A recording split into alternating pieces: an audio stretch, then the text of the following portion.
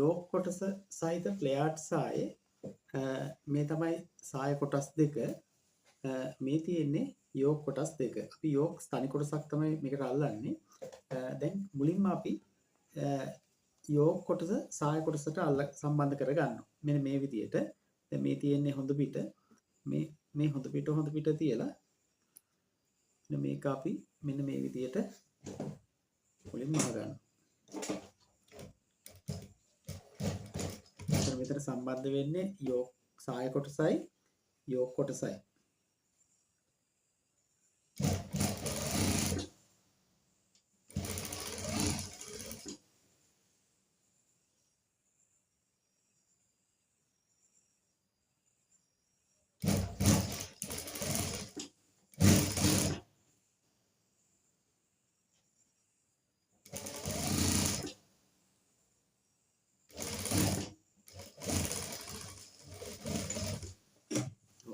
ඊට පස්සේ අපි මේ මූට්ටු උඩට තියලා මෙන්න මේ වගේ අවුට්ලයින් එකක් ගහ ගන්නවා. පිට මෙහෙම පාරක්.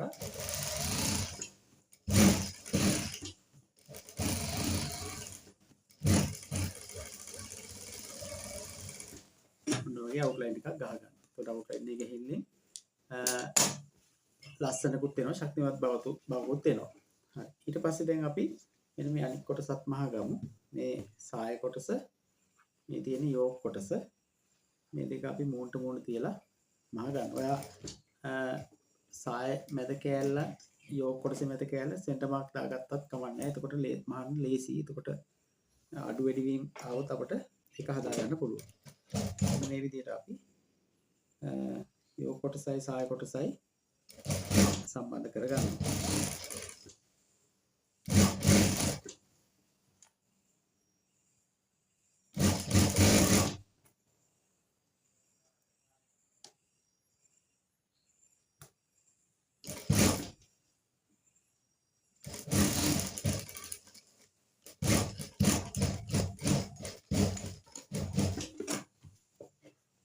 මේකට අපි අර වගේම අවුට්ලයින් එකක් ගන්නවා.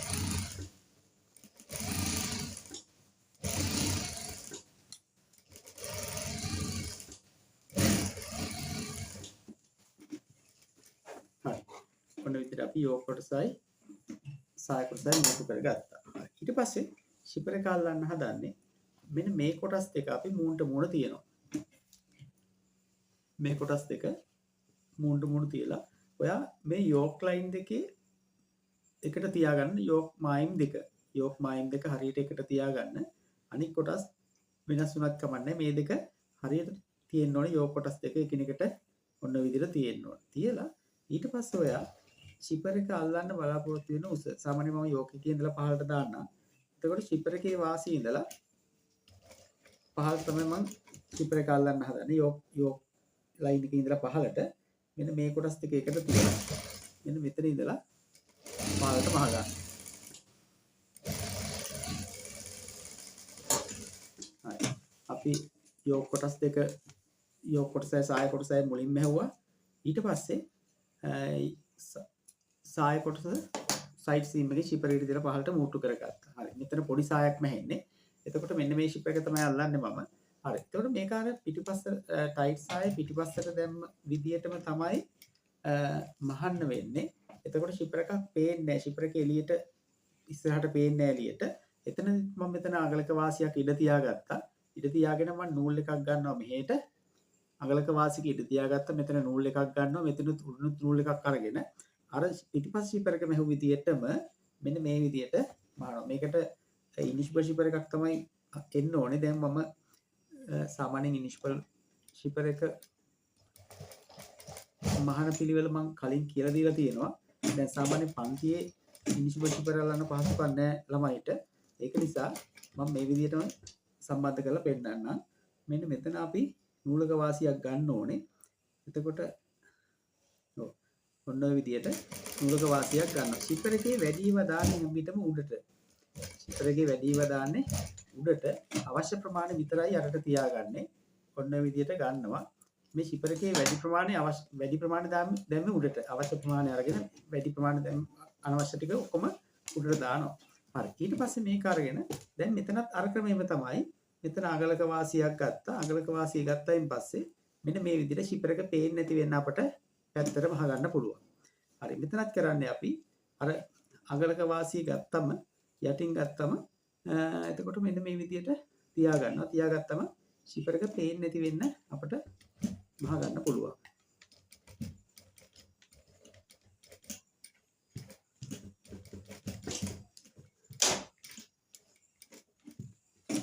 මෙන්න මේ විදිහට ගන්නවා.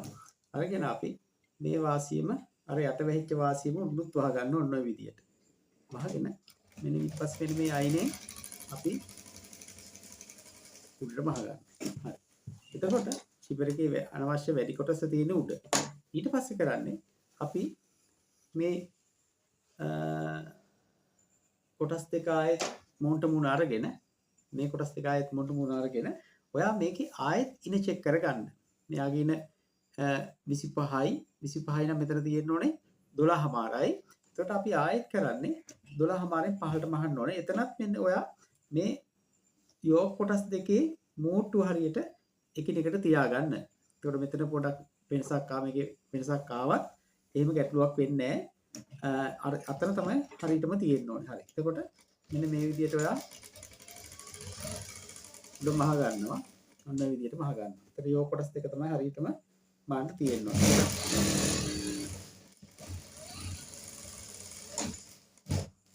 හරි. ඔන්න විදිහට තමයි මේ දෙක මූට්ටු කරේ. හරි. එතකොට අපි මුලින්ම යෝග කොටස් දෙක එකට ඇල්ලුවා. එකට අල්ලගෙන ඊට පස්සේ ෂිපර් එකට දීලා පහළට මැහුවා. මහලා ෂිපර් එක ඇල්ලුවා. ඊට පස්සේ ඉන ප්‍රමාණය ආයෙ චෙක් කරලා එතනින් පහළට මහගත්තා. හරි. දැන් අපි ඉන අපිට යාලන හැටි බලමු. හරි. දැන් මේ සායෙත් අපි මෙතන චෝක් මාක් එකක් දානවා පටවල් දෙක සම්බන්ධ වෙන්න. ඊට පස්සේ ෂිපර් එක අරින්නවා. ෂිපර් එක ඇරලා දැන් මේ පැටර්න් එක අපි ටයිට් සායේදී ගත්තේ ඉනට පල්ල පටියක් අහු වෙන එකක්. මේක ගන්නෙ පැත්තට ගැට ගහන මෝස්තරේ. සයිඩ් එකට ගැට ගහන මෝස්තරේ ගන්න. ඒතකොට මම මේ පටි ටිකක් දිගට කපාගෙන තියෙනවා. දැන් අපි කරන්නේ මෙයාගේ ඉන ප්‍රමාණය 25යි. 25යි නම් මෙතන පැත්තක 12මාරයි. අපි 12මාරක් අරගෙන මේ වැඩි ටික තමයි අර ගැට ගහන්න තියෙන මෝස්තරේට ගැට ගහන්න තියෙන ප්‍රමාණය ගන්නෙ. ඊට පස්සේ අපි කරන්නේ දැන් මෙන්න මෙතන මේ වැඩි ටික එළියට දානවා. එළියට දාලා මෙන්න මෙතනින් අපි මහන්න පටන් ගන්නවා. එතකොට අවශ්‍ය ඉනට අවශ්‍ය ප්‍රමාණය අරගෙන වැඩි ටික අපි එළියට දාලා තියෙන්නේ. මෙන්න මෙතනින්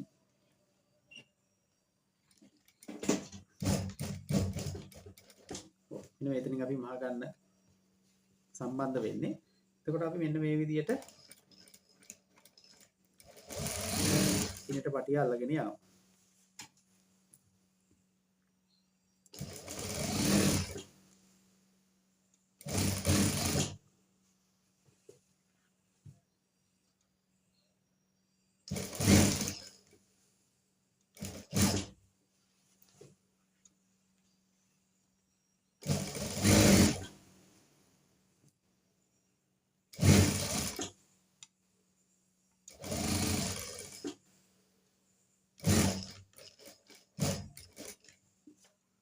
මේක ඉන්න පොඩක් පහතින් අහුවනේ මෙහු වාසි පොඩක් වෙනස් වෙලා තියෙනවා. එතකොට ෂිපර් එකේ වැඩි ටික දැන් අර සාය වගේම මේකෙත් අපි මෙන්න මේ විදිහට කපලා අයින් කර ගන්නවා. අයින් කරගෙන ඊට පස්සේ ඔයා මේක පොඩක් කාසියක් හරි ඇඟිල්ලෙන් හරි මෙන්න මේ විදිහට පොඩක් මෙන්න පිරිමැද ගන්න. කාසියෙන් අරගෙන හරි මෙන්න මේ වගේ පොඩක් පූර ගන්න. එතකොට ඒක පැත්තකට මේක හොඳට මැදිලා වගේ පෙරලා තියෙනවා. මෙන්න මේ විදියට. හරි. ඊට පස්සේ දැන් අපි ඉන පටිය අවසන් කරන්න හදන්නේ. ඒතර ඔයා මෙන්න මේ කෙලවරෙන් තමයි මහන්න ගන්න ඕනේ මේක. කෙලවරෙන් තමයි මහන්න ගන්නෙ. ඒතර අපි මෙන්න මේක දිගට ගත්තේ. හරි. එතකොට මේ පැත්ත භාගයක් නැමුවා. මේ පැත්ත භාගයක් නැමුවා. ඊට පස්සේ මේ එන ප්‍රමාණය දෙකට නැමුවා. ඒතර ඔයාලට කැමති පල්ලකට මේක හදා ගන්න පුළුවන්. හරි. මෙන්න මේ වගේ පළකට තමයි දැන් මම මෙතන මහ ගන්නෙ. ඊට පස්සේ ඔන්න ඔය විදියට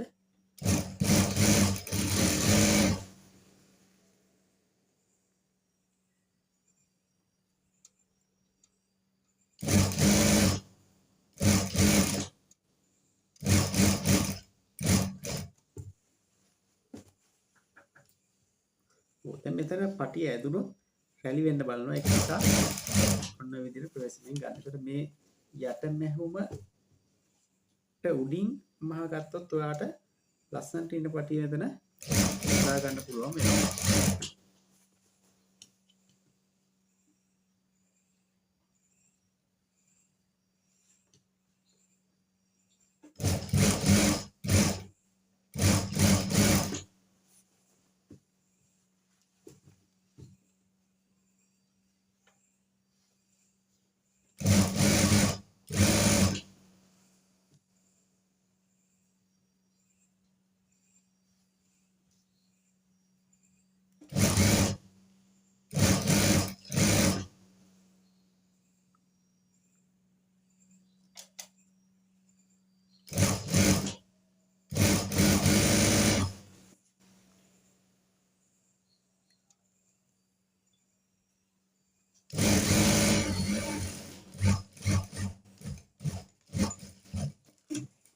අපි ඉන පටිය මහ ගන්න. එතකොට ප්ලේයර් සහ යටවාටිය පොඩියට මහන්න ඕනේ.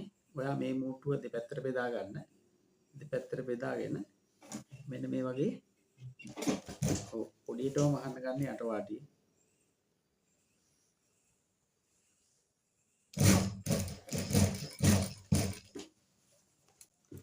පල්ට මෙහුවොත් රැලියෙන්න බලනවා.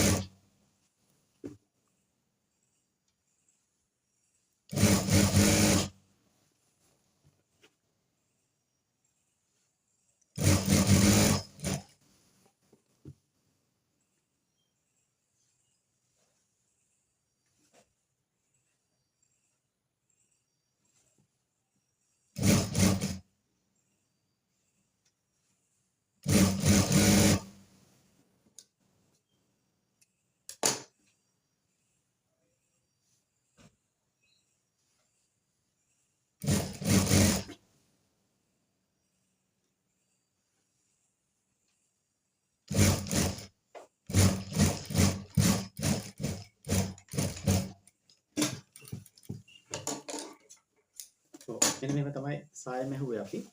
එතකොට